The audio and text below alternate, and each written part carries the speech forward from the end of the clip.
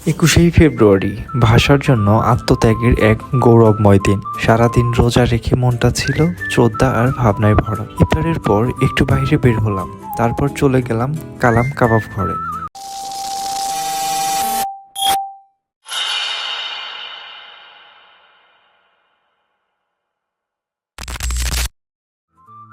গিয়ে দেখি চারদিকে গরম গরম কাবাবের দারুণ গন্ধ।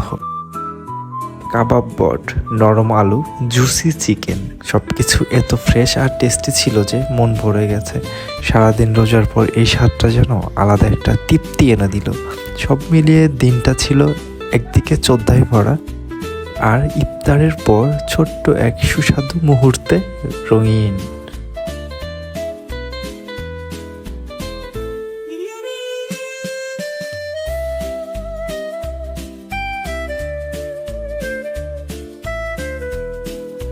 এই ছিল আজকের ভিডিও। আপনারা সবাই নেক্সট ভিডিও আসার আগ পর্যন্ত ভালো থাকেন, সুস্থ থাকেন। আল্লাহ হাফেজ।